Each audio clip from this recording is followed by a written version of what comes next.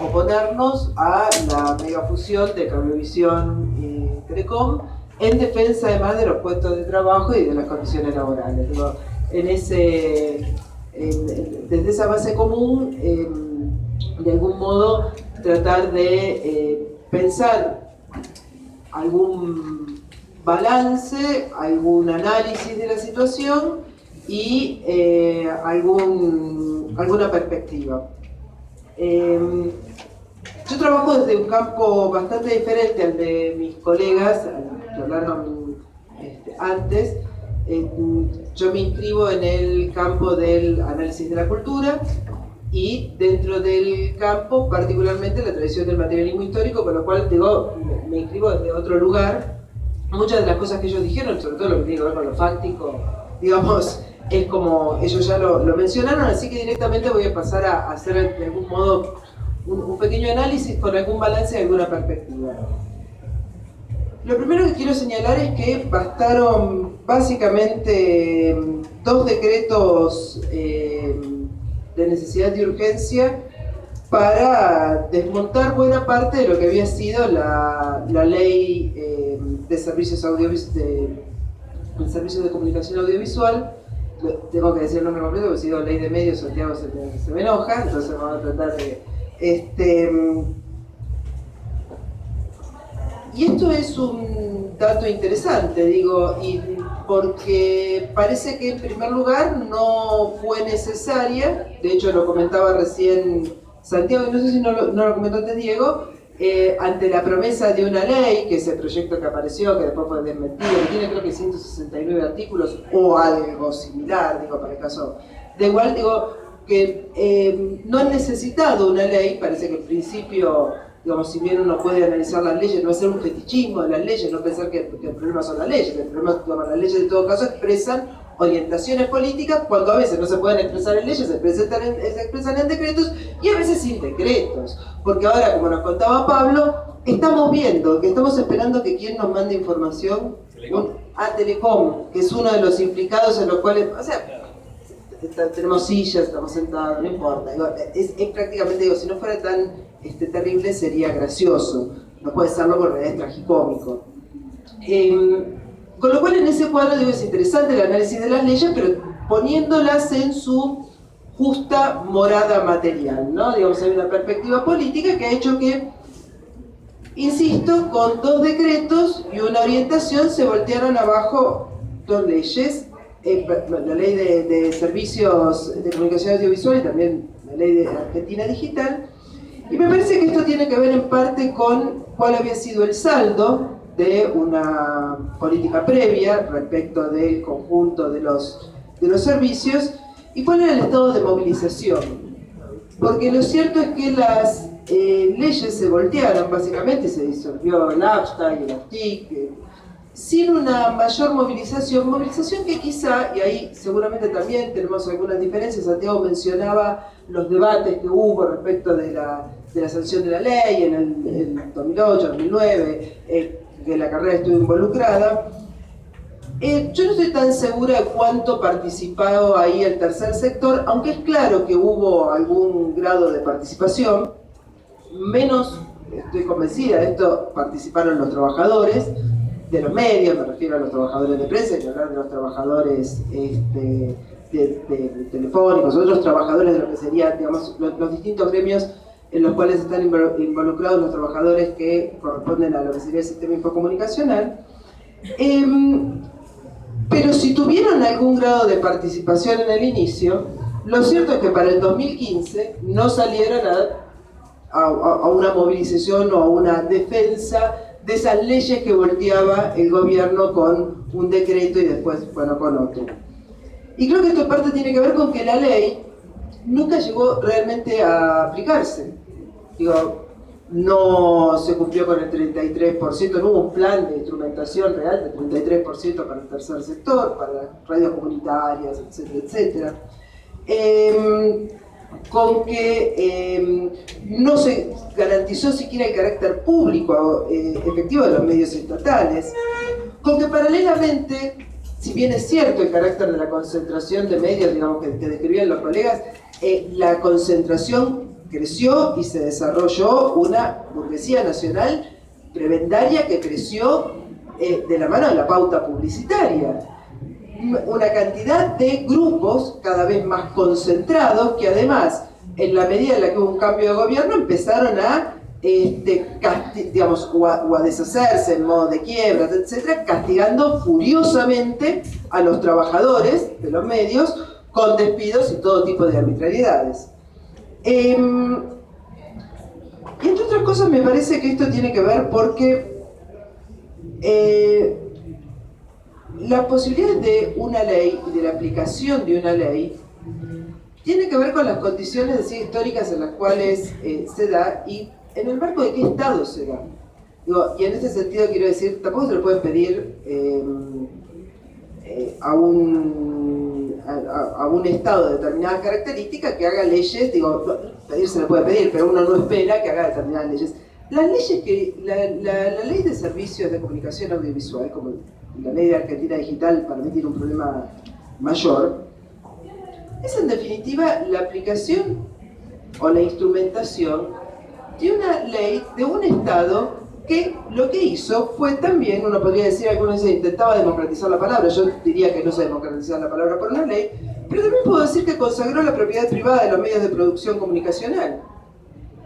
De hecho, la ley de servicios de comunicación audiovisual garantizó un sistema privado. Y otra de las cosas que, digamos, finalmente apareció como problema de aplicación, es cierto que Clarín hizo una cantidad de intervenciones, etcétera, pero que tiene que ver en realidad con qué era lo que esperaban. Lo que apareció fue una lucha interburguesa básicamente por los medios de comunicación. No sé qué otra cosa se podía esperar en un punto.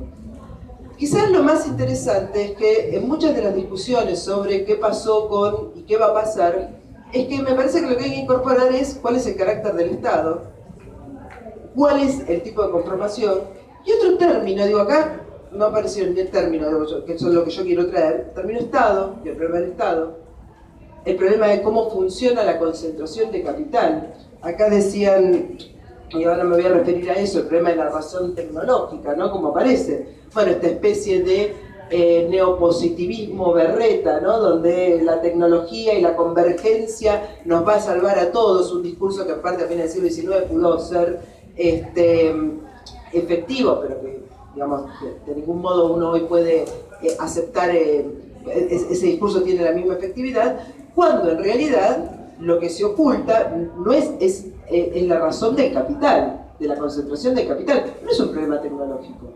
Acá una de las cosas que decía Diego, que después retomó Santiago, y que me parece que de algún modo todo lo que decía Pablo, que es interesantísimo, es la convergencia tecnológica, ¿es evitable? Vos decías, Santiago, bueno, al final agarrá tu celular y cuántas cosas tenés todas juntas y cómo además cuando en el televisor con el cable, pero cuando tenés el Chromecast que lo convertís en Smart y lo transformaste en computadora y digamos, y seguís.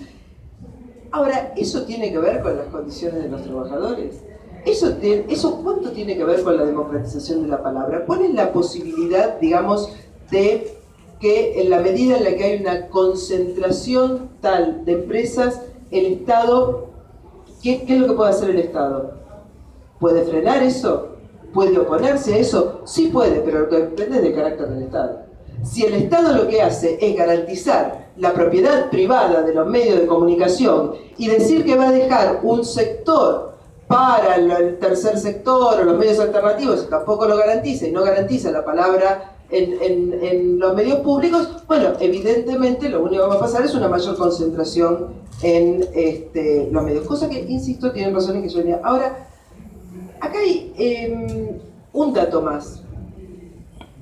La convergencia y la concentración y las fusiones novedosas, Diego lo decía al principio, una cosa son las fusiones a las que veníamos acostumbrados. Yo había titulado esto de las fusiones a las megafusiones, alguien me dijo que era un título barbariano, una cosa por el estilo. Nadie me hubiese acusado nunca de estar cercana a ningún populista, pero bueno, parece que sí.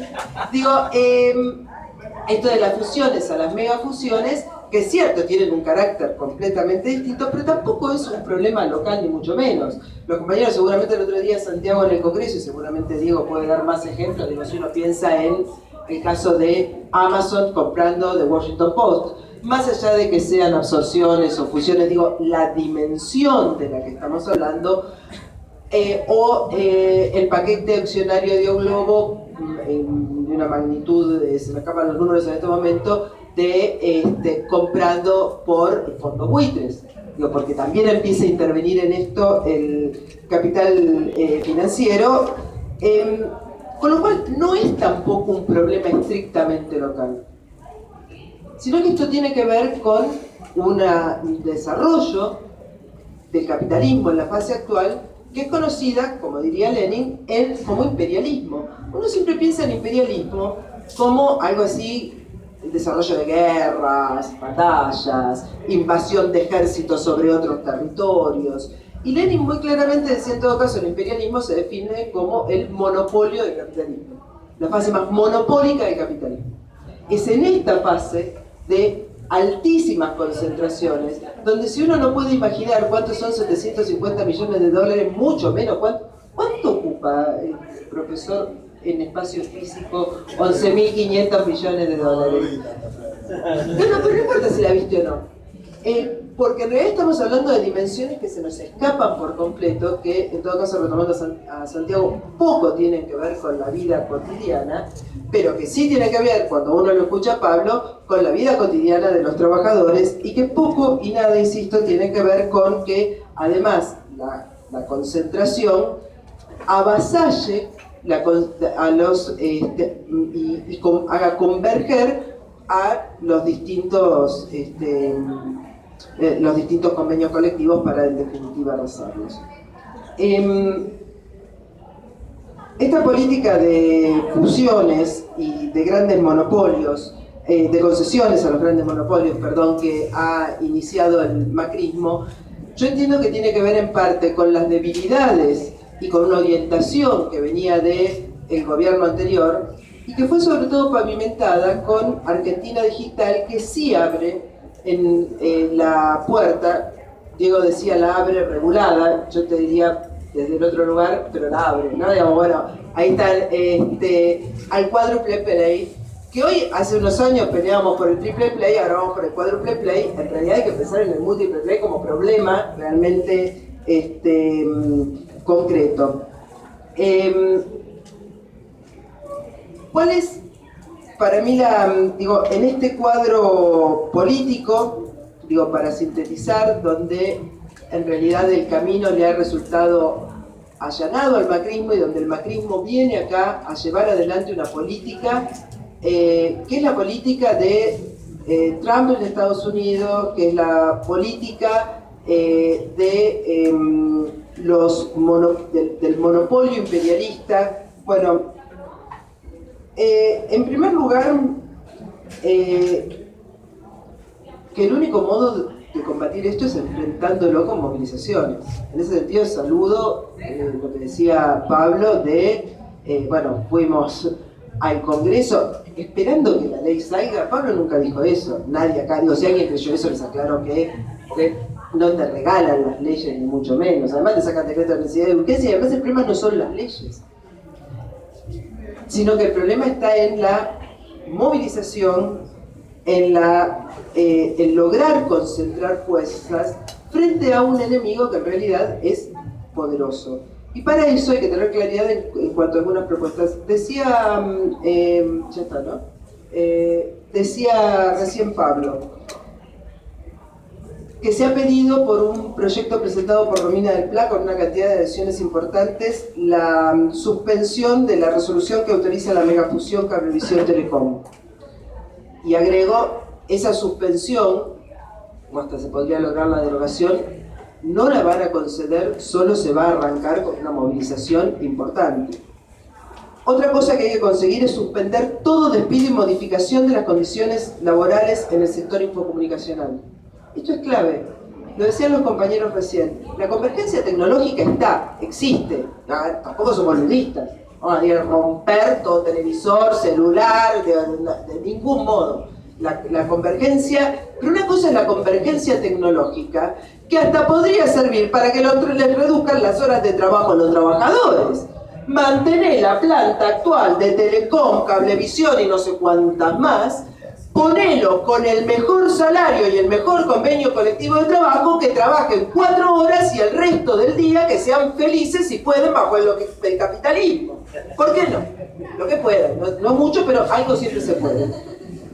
Digo, es posible, porque no es un problema, digo, no sobra gente, quizás lo que sobra son horas, y se puede trabajar menos horas.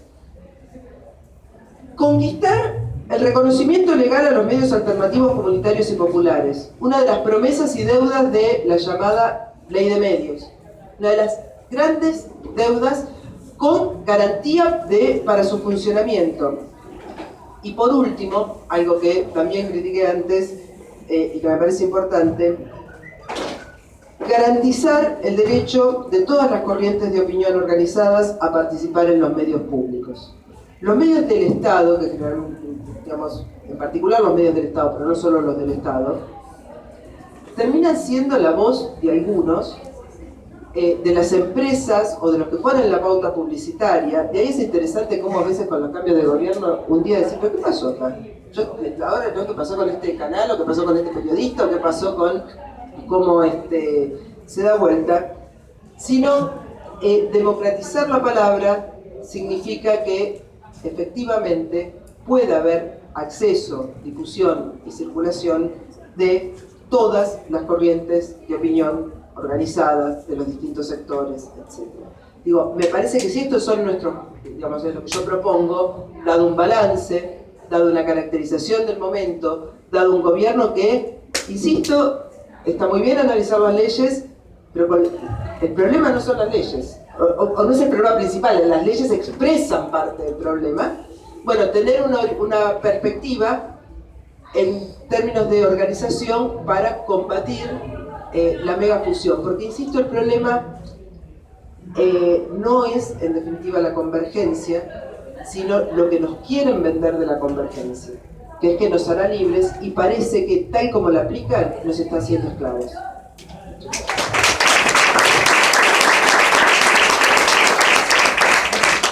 Bueno, les agradecemos a los 4 oradores y vamos a abrir un espacio para quienes quieran hacer unas preguntas. De momento algunos miran incómodo a ver si alguien levanta la mano.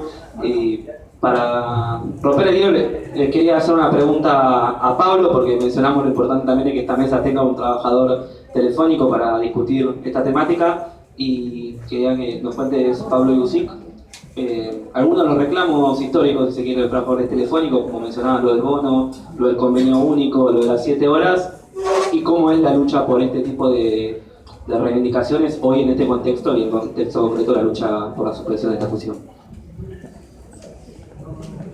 Bueno, mira, me da el pie para introducir un reclamo que es histórico del gremio, que es el siguiente. El Día de los Telefónicos en Argentina es el 18 de marzo, porque se toma ese día porque fue la fecha en que se nacionalizó los teléfonos que eran privados, que venían de la época de los ingleses, cuando invertían en Argentina a principios de siglo, que armaron las empresas, y después de la guerra desinvirtieron por completo, y hubo un intento del gobierno de Perón de hacer una empresa mixta del Estado y privada, pero la parte privada no invertía y terminó recibiendo una empresa que estaba desfinanciada, pero bueno, recayó en manos del Estado, y el 18 de marzo de 1948 se nacionaliza la empresa de comunicación y se crea lo que después va a ser Entel. Eso siguió hasta la época del menemismo, donde se privatiza luego de derrotar una de las huelgas más grandes que tuvo la Argentina, que fue una huelga de casi 2 meses del gremio telefónico a nivel nacional, que fue quebrada por una entrega de la burocracia sindical. Hubo una asamblea general que quería continuar la huelga, la asamblea se convocó en la cancha de Atlanta, y la burocracia sindical, en esa época que era medio centroizquierdista, dijo, la asamblea votó levantar la huelga cuando había ganado la moción de seguir la huelga. Hizo un fraude en una asamblea general y automáticamente se levantó, y fue una derrota. Y creo que fue una derrota que, junto con la de ferroviarios, abrió todo el proceso de privatización. ese reclamo histórico nosotros lo seguimos levantando, que es que las telecomunicaciones sean nacionales y que haya, no con un carácter, como se dijo acá, del Estado, que tiene un carácter de clase, sino bajo control de los trabajadores. Si las telecomunicaciones fueran estatales, digamos, bajo el control de la clase obrera, de las organizaciones y todo lo demás, estaría resuelto en parte el problema que se planteó acá de la competencia. Porque, es decir, bueno, una empresa, uno que defiende, la empresa chica, la empresa grande, que las redes de comunicación, toda la infraestructura, esté nacionalizada y entonces se garantiza que llega a todas las partes del país. Que de alguna forma fue lo que hizo Entel cuando se nacionalizó, que hubo inversión en el Estado y realmente se expandieron las comunicaciones bajo la inversión del Estado. Y en cambio actualmente es un negocio privado donde, como se dijo acá, se concentran las grandes ciudades y a su vez también pasa una cosa importante, no solo las grandes ciudades. Si uno ve los barrios más pobres, las comunicaciones son mucho más deficientes que los barrios más recursos. En las villas, en la parte más alejada de Gran Buenos Aires, los barrios más pobres no se invierte. Bueno, segunda cuestión, el tema eso digo por la reivindicación del gremio, y está unida, por ejemplo, a la jornada de 7 horas. La jornada de 7 horas del gremio telefónico también fue una gran conquista, que se ha querido sacar varias veces y que ahora tenemos un convenio dentro de FUETRA con trabajadores de 7 horas y con trabajadores de 9 horas. Los trabajadores de personal y de Movistar trabajan 9 horas, porque fue un acuerdo con el sindicato, de eso estuvimos en contra, y los trabajadores que vienen de la parte de la telefonía fija, que no es fija porque la red es la misma, trabajan 7 horas. Y nosotros reivindicamos la jornada de 7 horas. Y esa lucha, como se dijo acá, ahora está planteada más que nunca, porque con la convergencia hay trabajadores de las dos cosas y las patronales toman trabajadores con 9 horas, no con 7. Y nosotros defendemos las 7 horas de trabajo. Y tenemos miles de trabajadores precarizados, tercerizados, fuera de convenio, que nosotros creemos que esta fusión es la aplicación de la reforma laboral en el gremio. Por ejemplo, otra cosa que dijo el presidente de Telecom es que no pudo haber más juicios, que hay que levantar los juicios de los trabajadores. Entonces, por ejemplo, no le dan el ascenso de categoría si vos tenés un juicio, no te cambian un sector mejor si vos tenés un juicio, te presionan con retiros. Bueno, hay toda una aprete para que se levanten los juicios, que es lo mismo que pasa en todo el movimiento obrero. Ustedes vieron que hay toda una aprete a la justicia laboral para limitar los juicios laborales. Lo mismo pasa en el gremio nuestro. Bueno, esta es una de las grandes reivindicaciones nuestras. Yo creo que nosotros no estamos en contra de la convergencia tecnológica. Ahora todo lo que sí tenemos que tener cuidado, porque en nombre, ahora hablan de la cuarta revolución industrial, que sería de las telecomunicaciones, del avance y todo lo demás. En nombre de eso se está fomentando un monopolio sin precedentes, como se dijo acá, que afecta también la conciencia de la población, porque se van a manejar los contenidos, qué es lo que la gente se va a poder informar y lo que no, qué es lo que va a ser un tema de debate en la opinión pública y qué es lo que no va a ser. Y eso, como se dijo acá, el trabajo de pinzas que encontraba Charras, ¿no?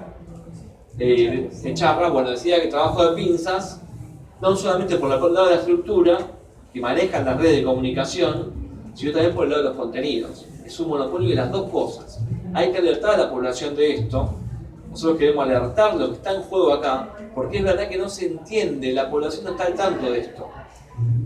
Y hay muchos sectores políticos y organizaciones, incluso sindicales, que no hablan del tema. No nos metamos en eso. Pero esto va a tener consecuencias para todos los trabajadores, no solamente para los telefónicos y de televisión. Esto va a afectar a toda la población, porque se crea este poderoso holding, digamos, comunicacional y todo lo demás, va a jugar un papel. Y da la casualidad que este poderoso grupo económico, que también fue beneficiado en el pasado, ojo, cuando se funcionó Cablevisión y Multicanal, que fue bajo el kirchnerismo, al principio del kirchnerismo, que estaban bien con el gobierno, este grupo económico que se está formando, bueno, iba a decir algo que usted me olvidé, pero este grupo tiene un acuerdo muy, muy fuerte con el gobierno. Esto no es menor. Es el grupo económico que hoy está solventando en gran medida toda la política que estoy denunciando acá, la reforma laboral, previsional y todo lo demás, con lo cual está estrechamente vinculado con el Estado. Esto de la libre competencia para mí es un verso porque, por ejemplo, lo último y termino, ellos plantean la libertad de competencia y todo eso, pero, ¿cómo se llama? es un emplazamiento con el gobierno. Por ejemplo, esto que se dice el decreto que aprobó el gobierno, ojo, porque el decreto ese estaba a referéndum de que se iba a votar una ley de comunicaciones. Cuando en el 2015 que asume, dice, se aprueba el decreto pero está flojo de papeles el decreto. No fue aprobado, creo que tiene que ser aprobado, y no fue aprobado en la Cámara, fue aprobado en comisión. En la Cámara me parece que no, bueno, en una Cámara, no en las dos cámaras. La modificación de la ley de decreto, o sea, Bueno, después voy a confirmarlo bien, pero que le falta una aprobación para que el decreto tenga la vigencia completa, este decreto, porque el gobierno lo presentó que iba a ser después aprobada una ley de comunicaciones general, que era la famosa ley larga. No la hizo, no la va a hacer tampoco. Hay declaraciones del gobierno diciendo que la mejor ley de comunicación es la que no existe, pero está acompañada de decretos por todos lados que favorecen a estos grupos. Bueno.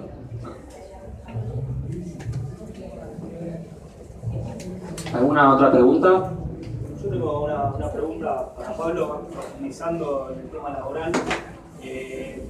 Quería consultar cuáles son las acciones que está desplegando la dirección de FOETRA para llegar a este convenio único, que sería en una negociación con el SATSAI, tengo entendido, y cómo viene marchando esas cuestiones, si es que hay algún debate o hay algunas acciones que se están desplegando entre los dos gremios para llegar a ese convenio, y cuáles son también los debates en torno a las condiciones laborales, cómo significarían, siendo que son dos empresas totalmente distintas, como vos marcabas, y son condiciones laborales distintas también.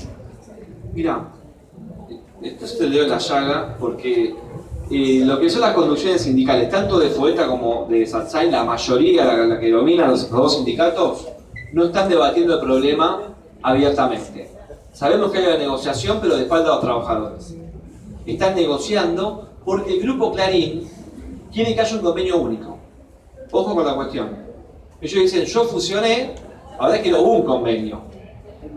El más bajo, están recortando beneficios ya, a los trabajadores están recortando una serie de beneficios. Además, pero solo para aportar una cosa, que Cablevisión es un gran tercerizador de prestaciones, tiene la mitad de la flota de los técnicos sin convenio, contratados.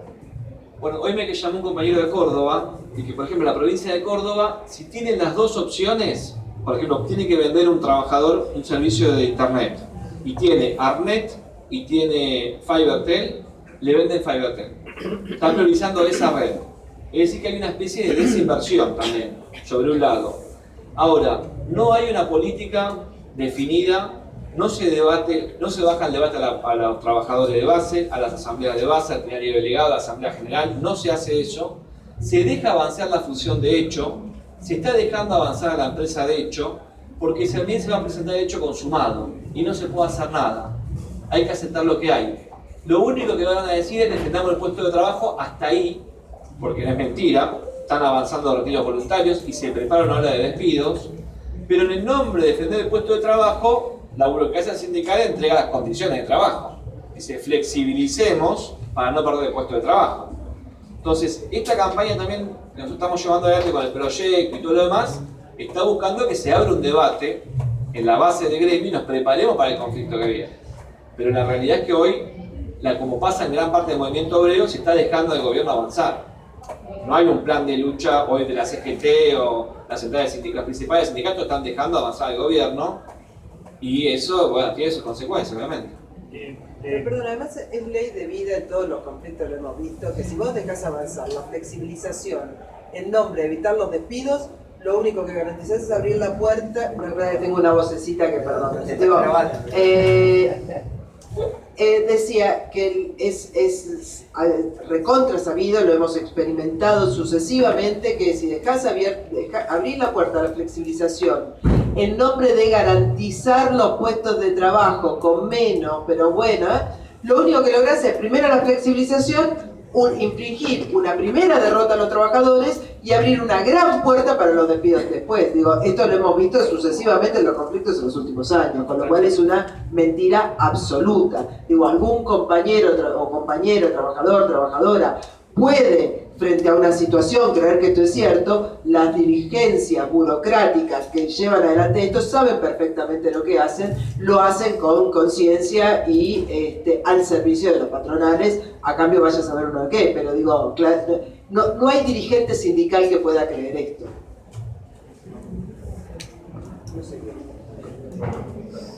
Una pregunta para 4.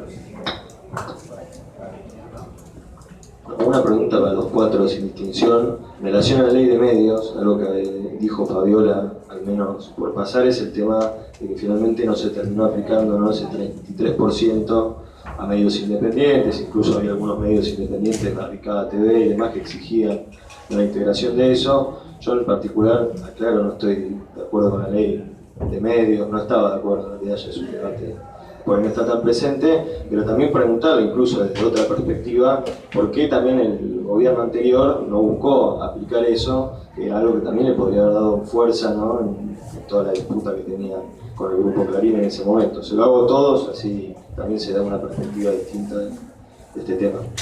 Respondo primero porque tengo que ir. Dale. Tiene un compromiso. Compromiso contraído con anterioridad. Me están mirando fuerte allá atrás por esta. A ver, varias cosas. En primer lugar, Barricada TV consiguió su licencia, está operando con licencia, e incluso algunos otros medios también. Nosotros en Quilmes hicimos un informe sobre la cantidad de licencias que se otorgaron bajo el reconocimiento del 33% del espectro, que está disponible, se puede ver año por año y se lo entregamos a AFCA al final del mandato, etc. No voy a ser yo quien responda por el gobierno, de por qué, digamos, son decisiones políticas. De todos modos, ahí se combinaron una serie de factores para mí. A ver, uno que tiene que ver con el objetivo político del gobierno, que era el enfrentamiento con el Grupo Clarín, que se mantuvo hasta diciembre de 2015.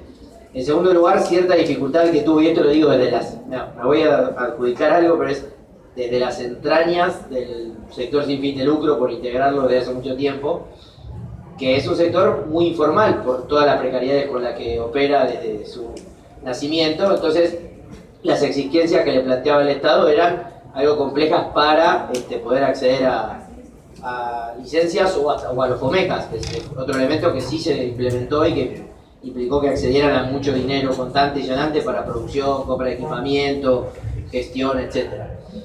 Son dificultades con las que operan las organizaciones, digamos, ustedes que militan pueden saber lo difícil que es, no sé, llevar un libro de actas, digamos, ¿no? Y piensen que eso, una cuenta, etcétera, se le pedía a las organizaciones y es muy difícil que el Estado interpelara de un modo diferente, a pesar de cierta buena voluntad que había en alguna área específica. De hecho, luego se creó dentro de la AFCA una oficina particular que era de, no me acuerdo si agencia secundaria, donde estaba tu Andrea Conde, servicios especiales, una cosa así, que era como para crear los concursos codo a codo con el sector sin fin de lucro. Que lo que pasaba era que luego los concursos los ganaban los mismos siempre y se los repartían entre las distintas organizaciones porque no todos tenían personalidad jurídica, etc. Pero para mí es una combinación de factores. Tiene que ver con intereses políticos, objetivos políticos del gobierno de turno y las dificultades del propio sector, que todavía está ahí y sigue demandando, porque esa parte de la ley sigue vigente, el cumplimiento de ese aspecto es del gobierno actual también. Bueno, me voy a ir voy a escuchar la última respuesta y me voy, porque además soy maleducado, pero muchas gracias por la invitación de nuevo. Bueno, breve, porque digo, mayormente coincido con lo que planteaba Santiago, y también agradezco la invitación, que lo agradecí antes. Creo que se tomaron decisiones políticas equivocadas. Se priorizó, por ejemplo, la disputa con el Grupo Clarín o cierta concreción veloz de ciertos medios a partir de publicidad oficial, como relataba Fabiola, con la expectativa de que esos medios pudieran tener un impacto, un poder de fuego, como se suele utilizar, una metáfora que no me gusta, pero que es gráfica, un poder de fuego inmediato.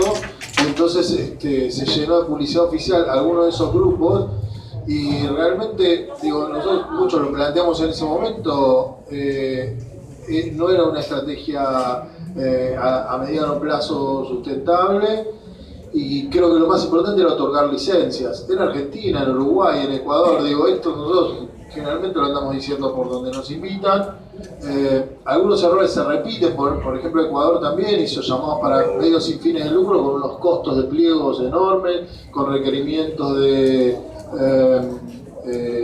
ingenieros matriculados, o sea, informes por ingenieros matriculados que salían un dineral que los medios comunitarios no podían acceder, digamos, la imposibilidad de otorgar frecuencias por falta de plan técnico, con una especie de, a mi juicio, digamos, mitificación de lo que era un plan técnico. Después cuestiones que exceden un poco a las decisiones políticas de cada momento, que tuvieron que ver, por ejemplo, con que el espíritu de la ley convertía un organismo como el CONFED en un organismo como el AFCA, que eran dos organismos completamente diferentes, con obligaciones diferentes, pero que eran las mismas personas, la misma administración, el mismo edificio. Y durante el primer año, por ejemplo, después de aprobación de la ley, nadie se acuerda hoy, pero lo que en ese momento se llamaba el Grupo A, que era lo que hoy es parte del gobierno, no votó el presupuesto nacional. Entonces hubo que ratificar la réplica del presupuesto anterior y entonces no había posibilidad de asignar pauta presupuestaria para un nuevo organismo que en el presupuesto anterior no existía, como era APSCA. Entonces se gestionó durante un año sin presupuesto, entonces no se podía avanzar con los FOMEC, no se podía avanzar con prácticamente nada. Digo, hubo limitaciones que creo que fueron objetivas, después creo que hubo decisiones políticas desacertadas y lo más grave creo que fue el no comprender en términos políticos que el fortalecimiento de los medios públicos, creo que coincido con algo que decía Fabiola hace un rato, que el fortalecimiento de los medios públicos, no como medios gubernamentales, sino como medios públicos, esto incluye a las universidades y a otros sectores de los medios públicos, y el fortalecimiento de la comunicación privada sin fines de lucro era lo que permitía y garantizaba en el mediano y en el largo plazo la disputa de sentido con Clarín o con cualquier otro, digamos, es decir, poder tener perspectivas diferentes en el sistema mediático argentino. Creo que eso no se vio.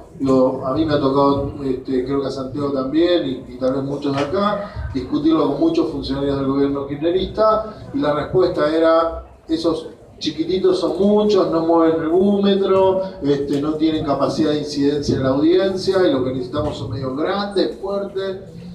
Bueno, ¿no? Y ahí creo que se tomaron decisiones equivocadas, y espero que permita los hechos y la historia permita aprender de eso.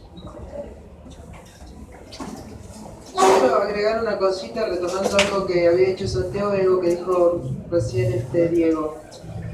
El problema es que más allá de, incluso de la letra de la ley, que después no puede discutir, pero además como las leyes se hacen y después aparecen las reglamentaciones y además después se instrumentan y entonces de una misma ley pueden salir efectos de leyes muy diferentes, hasta contradictorios.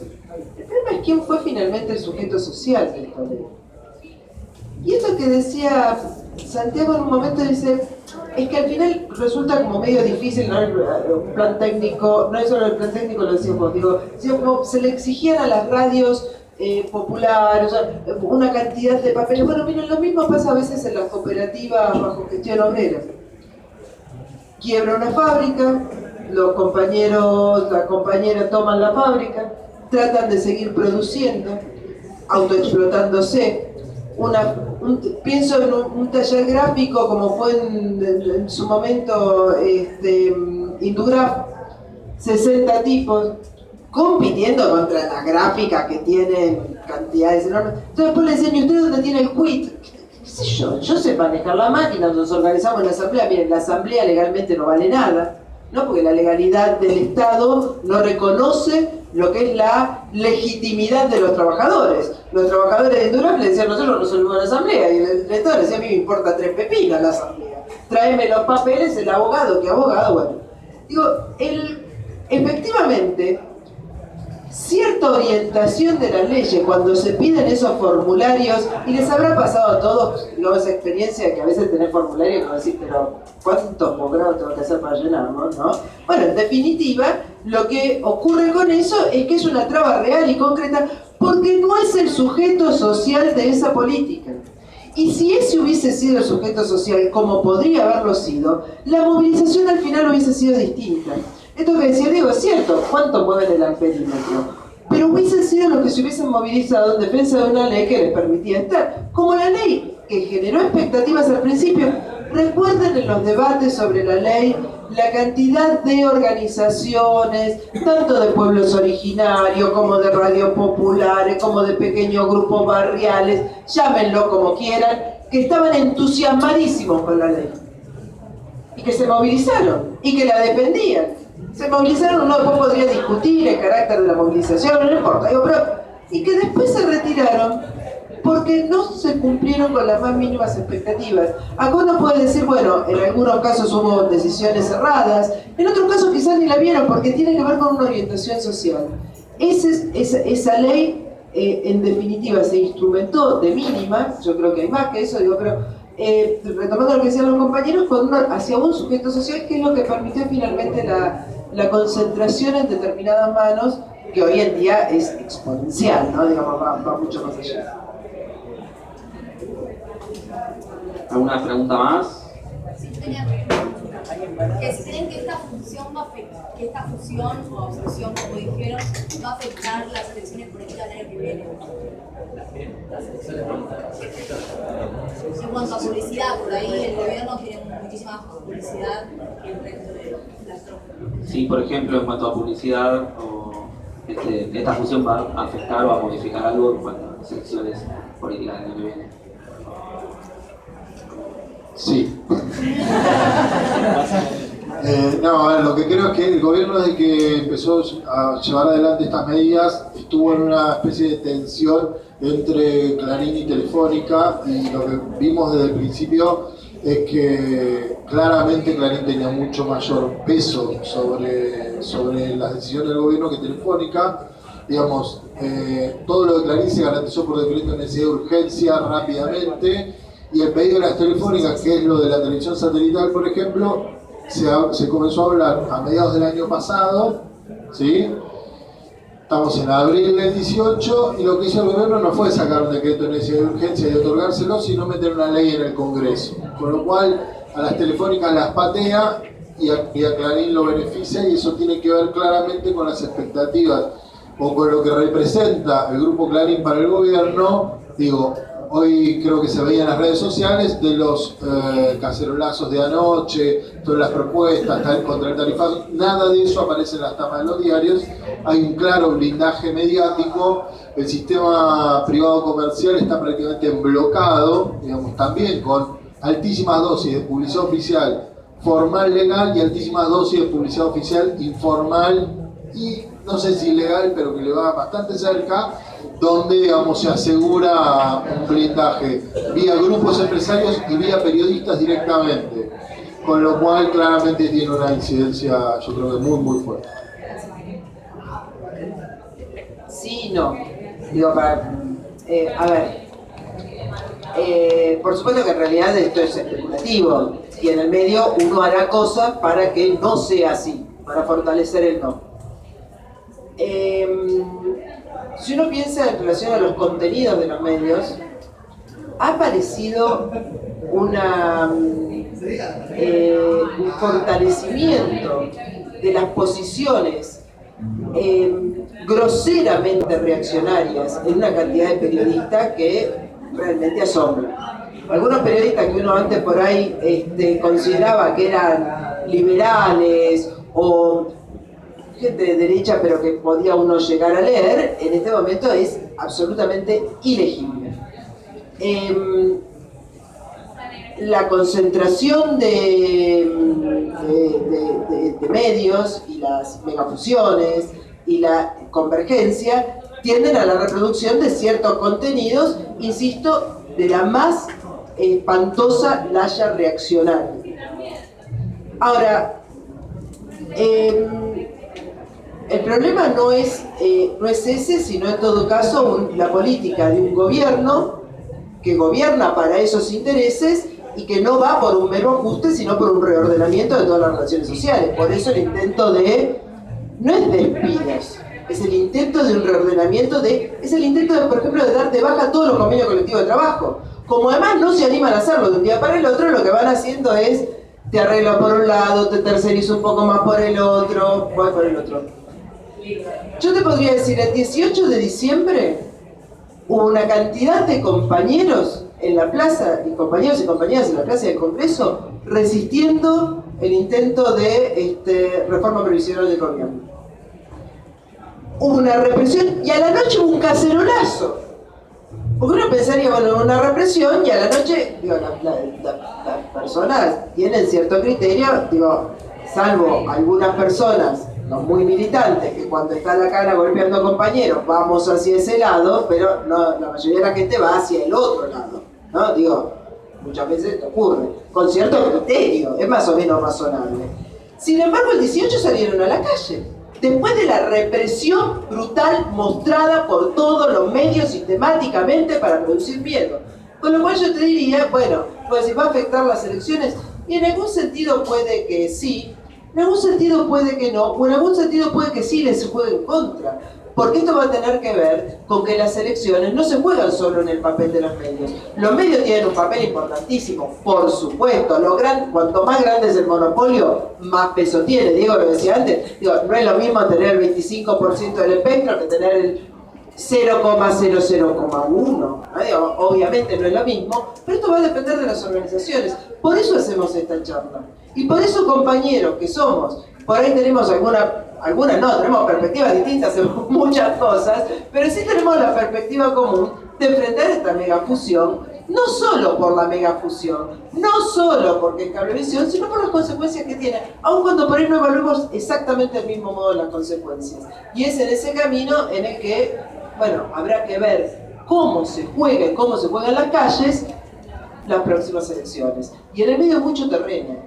Porque yo tengo que pagar el 1400% de aumento de gas. ¿Cuánto es el aumento del gas?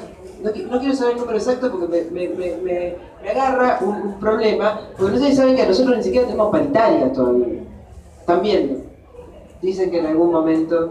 en ese cuadro, a mí no me alcanza a pensar para las próximas elecciones. En el medio tenemos que organizarnos y ganar. Vamos a sacar la charla, les agradecemos nuevamente a los oradores. Tenemos ahí el material del comunicado firmado por varias organizaciones sobre la fusión y también el proyecto de ley presentado, que era algo que mencionamos algunas veces, que es el proyecto de ley presentado por Romina del Pla, de la bancada del Partido Obrero del Frente Izquierda, por la suspensión de la fusión entre Cablevisión y Telecom. Y muchas gracias.